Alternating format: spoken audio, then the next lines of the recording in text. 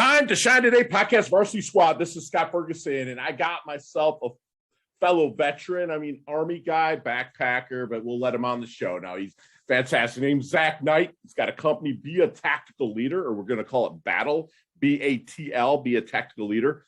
And in between his time away with the military, Zack has been able to build 6 businesses ranging from a security consulting firm, a domestic violence awareness nonprofit, an international dance competition. I'm not laughing at him. I'm just laughing as I'm kind of going over his accolades. And he and his business partner grew to over 150 countries in the first year of operation. Just fantastic. I'm so stoked. Todd Armstrong, a mutual good friend of mine and Zach's, made this introduction. I'm so glad that he did. And Zach, if you could please come on and introduce yourself to Time to Shine Today podcast Varsity Squad. But first, what's your favorite color and why? Ooh, you actually have it in your logo, my friend. It's orange. Orange. I love, all right. I love a good sunrise in the morning. My place here in Atlanta faces a sunrise, and I love it every morning. You're my first interview with this logo, man. The last one was dull and stuff, and I had this guy do it, and he put these like little sun things over the S, and I was like, awesome, man. I guess I have no idea. It rings true for me, man. Dude, I love it. I can't draw a stick figure, much less like put anything together. So, Zach, let's get to the origins, man, of kind of like, where you came from and how you are grown into 150 different companies, a dance competition, stuff, security. I mean, security, I see fits with you perfectly. You know what I'm saying? He's a badass dude. If you're watching, he's pretty well put together. He's my brother from another mother here. So let's get to the origins just a little bit. Yeah, man, I was born and raised here in Atlanta. I grew up, I took the name of my stepfather, Knight. There's a big piece of that in my teen years that really intrinsically, he's the only father I've known. So it's one of those, I took his name in my teen years as one of those that I really hold true. So a lot of what I talk about is legacy building, but also the values of a Knight as a whole. I take it all very seriously. And kind of growing up, I had that mindset. I wanted to protect people. I was always the guy that beat up the bullies. And I like to pick on bullies when they were picking on other people. Thankfully, I'm blessed being a little bit bigger guy, so I could get away with that most of the time. But that really fed into my first real profession as a police officer here in Atlanta. Oh, wow. I did all the training. I trained a lot of police officers. I was on the SWAT team, kind of did all the quote unquote fun stuff in that world. And actually did it backwards. I left that to join the military when I was 28. Went through officer school. I already had my degree, went through officer school, went through infantry school. My goal there was to like expand my horizons, serve on a higher level, take some men into a combat zone and expand my leadership skills, capabilities. That real time if you can say 2 words under gunfire and somebody listens to you, like talk about influence, right? Dude, just be careful what you ask for, because that's what I got about a year and a half after I was in. I went over to Afghanistan, deployed with the Green Berets out of Florida, and really did some work for about a year over there, and got injured in the process, and had some businesses already rolling. But that's really the big piece. That's the background. That's where the security firm fits in. Is obviously the background in the security firm fits perfectly with SWAT and infantry and all that good stuff. Yeah, I love that. You say that if you can communicate in a hard target situation, right? That's huge in life, period. Right? I mean, it's like a lot of people deer in the headlights, but if you can perform in that hard target situation and be able, like you said, be able to communicate, even if it's 1 or 2 words, because everything, if you're watching, everything was hand signals and very little talking, obviously for obvious reasons. That's fantastic. You're a talented dude. So let's talk a little bit about your coaching that you have set up and how you're helping people a little bit a lot of it along this way. Yeah, so it really feeds into all the above. I've taught everything I've ever done. At one point, I was a little league coach. As a police officer, I taught at the police academy, taught recruits. While I was with the police department, I actually went through the Dale Carnegie Academy here in Atlanta, went back and taught at Dale Carnegie. In the military, I taught. I mean, it's just been like I was a CrossFit instructor for a while. So like everything I've ever done, it's gone back into teaching. Somehow it's always like been that piece that I can't get rid of, if you will. Right. And with Be a Tactical Leader, all of it's about tactics. I'm fascinated by operations and business. My MBA is in small business operations. I'm fascinated about how pieces move. It's like a chessboard, right? How do we get ahead of the curve? And That's where the dance competition, we were able to scale it so quick. We actually started it during COVID, hit that 150 countries in the first 8 months. That's awesome. And a huge piece of that was like the structuring. And then the podcast started right before that. It really turned into, people started asking, hey, can you teach me how you launched a podcast? Can you teach me how you made it so efficient? Can you teach me this, this, and this? And for a long time I said, no, I'm like, I don't know anything about media and marketing and digital anything. Like I didn't even have an Instagram until I had my first business. Like I'm not that guy. And enough people started asking. So it was kind of one of those signs. Everything else I've taught, everything else I've coached, and it turned back into, how do I teach business tactics? How do I teach people to take that first step? I'm really good at taking the big vision, chopping it down to one step at a time. And enough people started asking. So it's kind of moved into that space overall. Dude, I think you'd be awesome coach. I know that you are. So what, in your opinion, then is what would make a great coach? Ooh, honestly, it fits all into kind of the leadership model I've put together.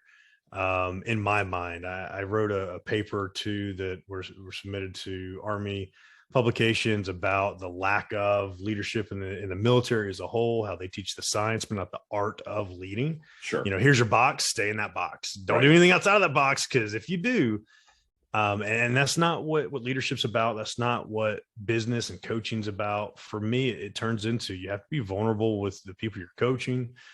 You have to maintain lines of communication back and forth. You have to be able to have that influence. And if you're not setting forth as a coach, hey, this is where I've struggled in the past, and having those real conversations with them, then you all of a sudden don't become relatable. If I say, yeah, I have 4 businesses in 150 countries and 2 others that are doing pretty well, all of a sudden that's not really relatable to a lot of entrepreneurs that I want to help. So if I tell them, hey, this is where I screwed up all along the way, and maintain that level of vulnerability. Yeah. Trust me, brother, I have a lot of stories about where I screwed up. Yeah.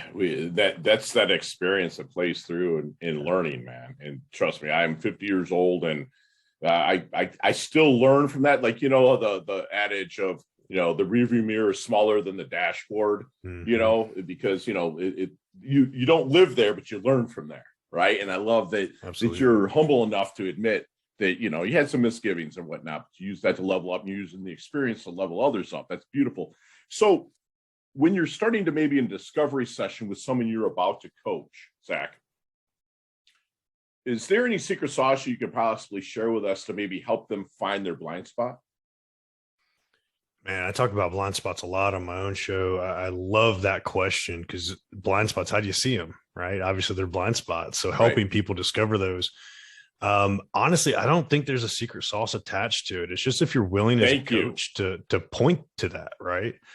I'm the guy that, like, people hire me because they know I can be the jackass attached to it, and they know I'll be straight up and honest. Like, and I'll tell people, I'm like, if you don't like the hard truth, and I throw the Dale Carnegie stuff in there, and I do the schmoozing and the EQ aspect of stuff some, but at the end of the day, like, if you're not telling the truth to your people, and you're not discovering what their real pain points are, and say, hey, you're not telling me the truth on this, or you're not giving me revenue numbers, you're not telling me how you're actually struggling, you want to fluff it to make it look pretty. It's the Instagram world, right? Everybody wants to see the pretty stuff. Nobody wants to see that. Nobody cares about what car you borrowed to lean against and take a photo on, right? So it turns into, like, calling it out. Just be like, hey, you're bullshitting me right now. What's the real truth behind your struggles? Right. And I love that it's through the pain points that you're really just trying to bring up. And a good coach is really going to do that through empathy and listening with all the senses. And being in military and hard target situations like yourself, like you really pick out on those, you're alert to a lot more stuff. So that whoever you're coaching is one lucky mofo, you know what I'm saying? So like, is there any good question then, as you're starting to maybe make sure you're the right horse for the course, right? For this client, is there any good question that you wish they would ask you, but never do? When I hired my last business coach, I actually still have him. One thing I asked him is actually 2 questions. Because at the end of the day, I think the coaching industry has kind of been bastardized since COVID. Like, everybody's all of a sudden a coach. I'm a life coach. I'm a business coach. I'm a blah, blah, blah coach. I'm not teaching. I'm not coaching on anything I haven't done myself, which there's a lot of limiting belief attached to that. But also, it's like, I have the proof in the pudding. For my business coach, I asked him 2 things. I'm like, hey, show me your numbers, show me your revenue, show me like you're actually not full of crap. Right. and show me your blueprint that I can take a copy of it. You know, do you have that scarcity mindset to share with me, or are you going to see me as a competitor all of a sudden, or how are we going to work together in that relationship? I think that's a big one. You know, is the coach willing to open like the secret gate to all the information, the copy and paste piece of it, and then coach me to make it more battle oriented and not his orientation, you know? Dude, I love that. Cause like you said before, proof's in the freaking pudding, right? So, and it's like also their lineage that they come from. And I always say, are you being coached? You know what I'm saying? It's like, dude, a lot of coaches will go out there, like you just said, you know, everybody's a freaking life coach. I mean, my coach had me rebrand myself as a lifestyle optimization artist, right? Like I'm a breakthrough coach. I only keep people for like 4 to 5 weeks. That's it. Because they're stuck. I get them through. And then, you know, it's landed me speaking gigs and stuff like that with their companies and whatnot, which has helped out. But I love that you put it out there. So then, Zach, what do you think your strengths are? Well, honestly, I want to piggyback off, the military terms. I want to piggyback off of something you said. You only keep people for a short time. My goal, and a lot of the work I do, is more of the fractional COO work. So I help you build, structure something, and hand it off. Right. I think my strength is, let's take the couple first steps to get you moving toward your vision. You start seeing the successes, and I set you up to succeed beyond it. I don't want to keep you for 5 years. If you haven't left me in the first year, then I did something wrong as a coach. Thank you. It's hard to say that sometimes because they're like, oh yeah, but you're always recruiting and prospecting. Yeah, absolutely I am, because I want the next big thing, not the thing that I should have already launched. Right. Yeah. And it's like, I want my clients to fire me, you know, and maybe do a twice a year refresher or something, right? Just to make sure they're good. But I appreciate you saying this. So how about weaknesses, man? What do you got to share? Ooh, I'm a stubborn ass. Man, I'll be honest. Recovering narcissist, right? So it's like, I mean, you can never fully recover, dude. It's true. And I mean, again, I was a cop at 21. I deployed with the best of the best in the military. I'll throw that toward the SEALs. Right, but no, I deployed with the best of the Army, right? I'm used to being in the realm of the best. Absolutely. Right. I'm used to being around and surrounding myself with the best. So there are times where the narcissism comes in. There's a level of selfishness that I look at, where people want to say selfish is a bad word. I think being selfish with yourself is empowering, and there's so many aspects of that. But when people point to me and say, oh, you're being selfish, I'm like, absolutely I am. And then I get stubborn in that mindset. So I can see how, you know, I'm stuck in my ways in a certain way, but it's all in the betterment of my legacy, my vision I have for my life. And I'm quick to cut ties if it doesn't align in that way, where if you try to take away from that selfishness. I've been really close to being that statistic in the veteran world, you know, the 22 a day. There's a whole story there where I was really damn close to it. And I know what I have to maintain to stay away from that hole that we all hop in as veterans. And it led to being selfish with myself, loving myself again. And there's a huge piece to that. I mean, even in the dictionary, Zach, it's like selfish isn't a bad word. He doesn't even say anything negative in the dictionary. And basically, it's just like, you know, hey, you take care of yourself, so you put yourself in a position to help others. I mean, it's the whole cliche again of the putting on the oxygen mask in the airplane, right? So you got to take care of yourself. I love it. So have you seen the movie Back to the Future? Of course. Okay, let's get that DeLorean with Marty, man. Let's go back to maybe the 18-year-old Zach. What kind of knowledge nuggets would you drop on him? Not so much to change anything, because your journey is pretty badass, but maybe to shorten the learning curve and blast through just a little bit quicker. That's a really good question. I think I would have pushed 18-year-old me toward EQ and empathy a lot sooner. I was honestly sent to Dale Carnegie because I was a terrible teammate. I wasn't a great team player. I was top of the stats on my shift at the police department. I was smoking people in the PT side of stuff and the physical fitness side of stuff. And yet I couldn't make SWAT. I kept getting passed over for promotions. And I actually had a captain essentially yank me by the ear one day and say, you know what, you could cut your production in half, but if you smiled once a day in these halls, people would actually like you.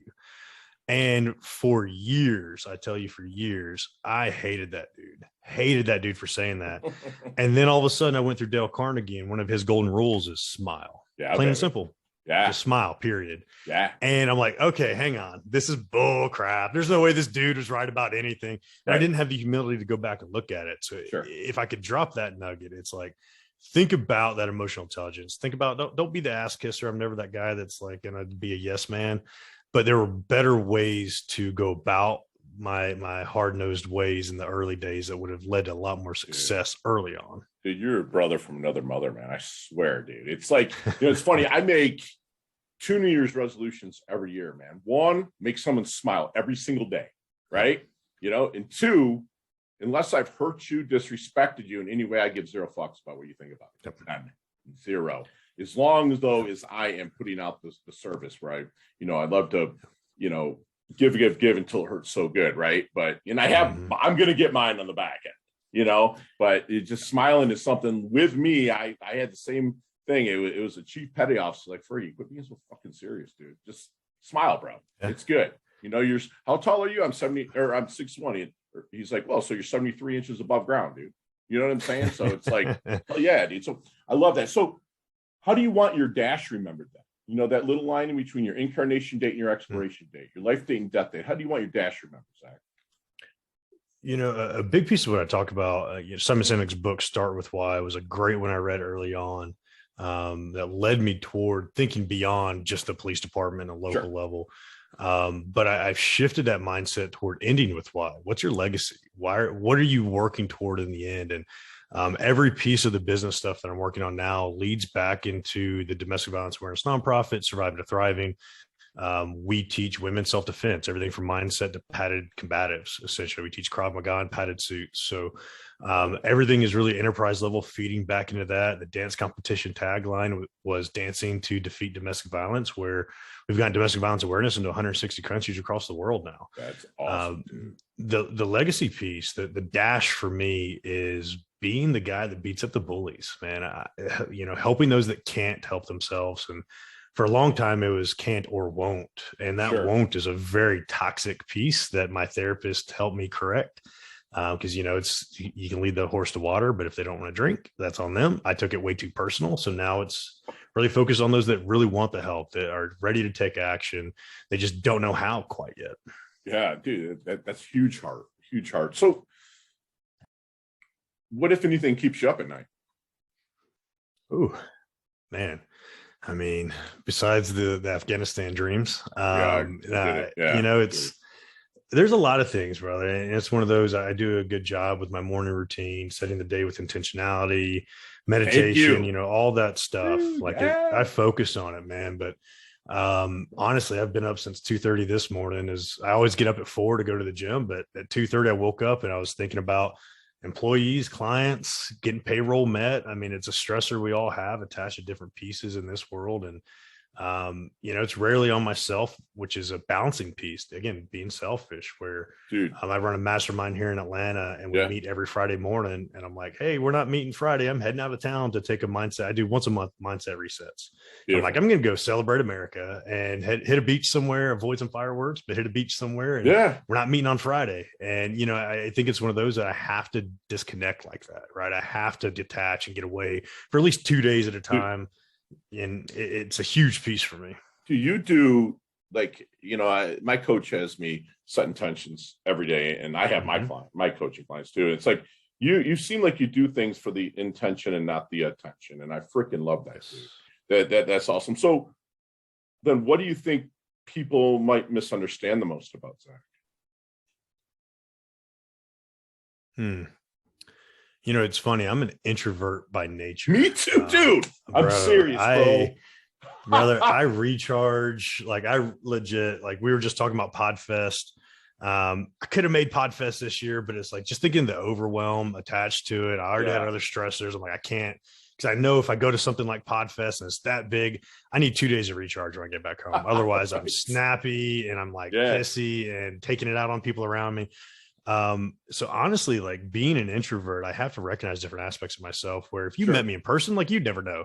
I'm the class clown in the group fitness stuff. You'd never know. Right. But I think that's the misconception, is people think I'm this outgoing, bubbly, fun loving guy. And at the end of the day, It's That's, funny it's flipping the switch. You got it makes you more relatable instead of the guy that's in the corner rocking back and forth like I usually am in a networking event. I find the corner for 10 minutes, but that's the biggest misconception, really. Dude, I love that you say that, because I'm the same way, man. If you give me my Kindle and a kava bar, like I love kava as this drink, it really relaxes you, right? And I take a lot of veterans there to show them, hey, you don't have to go to drugs, you can go to a root to help. It's liquid Xanax, it's awesome. But you give me a Kindle and a kava bar by myself in a corner, and I am right at home, bro. Now I'm a Midwestern dude, and I will go up and hug you and I meet you and stuff like that, right? And stuff and be that high energy guy. But so then, Zach, what is your definition of a life well lived? I think a big piece of it is identifying what is it that makes you happy.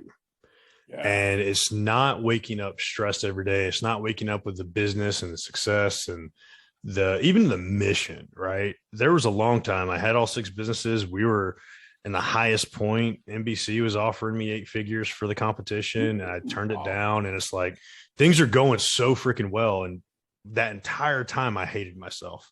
Couldn't look myself in the mirror.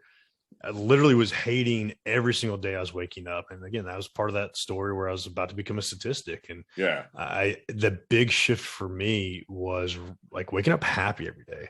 Bro, I can't tell you how stoked I am that my feet hit the floor, because the guys that didn't come back from Afghanistan and all the people I know that aren't happy. I'm like, people wake up at 4 a.m. like, I can't believe you do that. I'm like, are you kidding? I'm so excited to get up today. Like, that is like the simplest thing. If we could shift to like just being happy every day. Right. To me, that's like huge. Yeah, I'm not 4. I'm 4:30. I'm on the jits mat at 6. Like, we have some absolute killers here, and 2 of them are fighting this weekend in Vegas. And it's like, it gets me revved up and fired up just to get out there and get rocking. I absolutely love that, man. So, squad, we are going to take my good friend Zach here through our leveling up lightning round just as soon as we get back from thanking our sponsors and affiliates. Time to shine today, podcast varsity squad. We're back, and Zach, you and I will meet one day, maybe share a brain grenade or a glass of kava or something, man. And we'll talk about each one of these questions, maybe 15, 20 minutes each one. But you got 5 seconds to answer with no explanations. You ready to rock? They can all be done that way. You're in your hard target situation. Real quick, there's 1 or 2 words. You ready to do it again? Ready to live it? Let's do it. Zach, what's the best leveling up advice you've ever received? Oh man, you didn't tell me they were going to be hard questions. Honestly, smile. We talked about it earlier. Beautiful, smile. Dude. Love it. Share one of your personal habits that contributes to your success. Smile. Smile. And an intentional morning routine. Love it, man. So you see me walking down the street or somewhere, you're like, man, Fergie looks like he's in his doldrums a little bit. What book might you hand me? Love yourself like your life depends on it.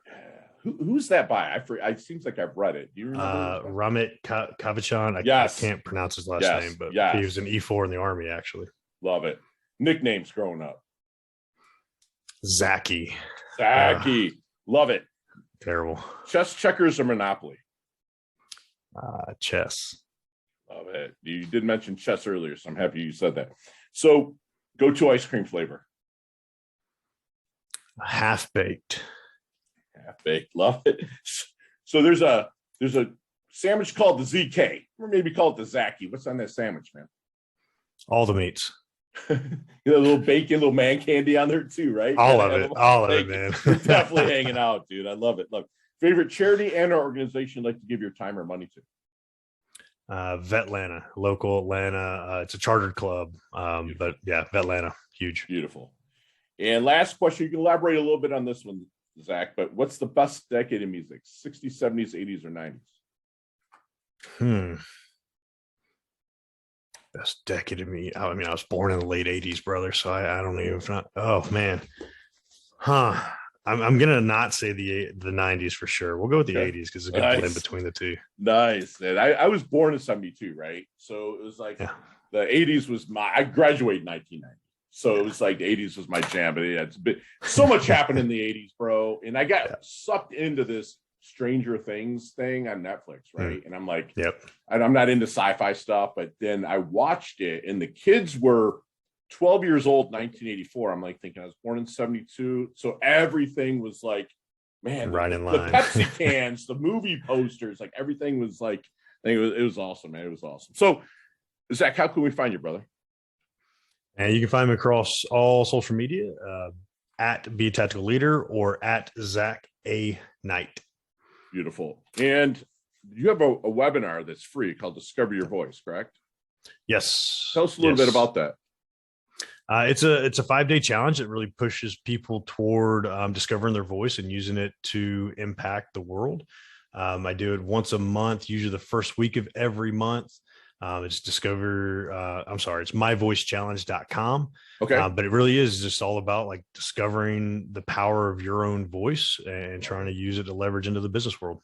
I love it. And hey, Donnie, put that, it's called mychallengevoice.com.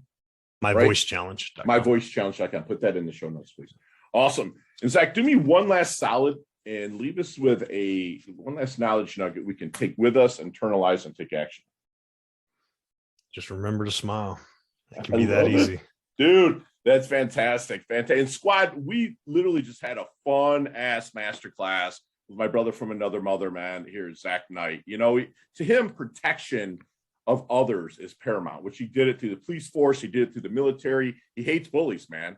And he'll put them in their place. He actually seeks out bullies, like a bully hunter. And I absolutely love that. He wants you to expand your horizons and serve on the highest level possible. And in all of his experiences that he went through led him to be really leveled up coach, you know, and the level up coach is someone that is vulnerable with the people they're coaching. You know, he reminded us that a good coach maintains lines of communication and that they're relatable as well.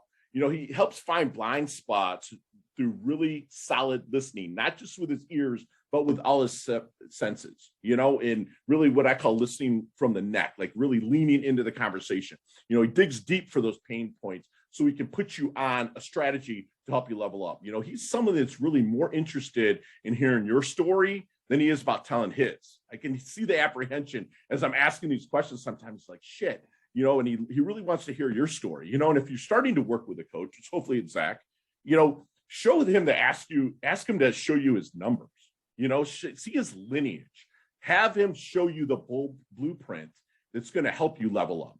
You know, he reminds us that being selfish is not a bad thing. It's a good thing as long as you're using that selfishness of yourself to help level up and really recognize others. You know, he's so transparent when he recognizes weaknesses that I just see so much of me in him when I was younger and even today. You know, he wants you to be empathetic, smile, and really strive for the high emotional intelligence. You know, he's planting trees that he's probably never going to sit in the shade of. This dude is just fucking kick ass, man. You know, he's going to slide across home plate of life, bumped and bruised, but knowing that he beat up the bullies and helped those that can't help themselves. And he didn't say won't help themselves. He said can't help themselves. You got to want the help. You want to have level up and get you a Zach. He'll get you there. You know, and he wants you to really strive for that identity that makes you happy and really lean into that happiness and level up your life with that happiness. Last of all, I've already said it before, smile. It's in my daily freaking resolutions to make someone smile every day. And I know Zach made me smile. I know he made you smile as well. He levels up his health. He levels up his wealth. You know, he's earned his varsity squad letter here at Time to Shine today. Thank you so much for coming on, brother. I love your guts. I appreciate you for having me, Scott. Chat soon. Bye now.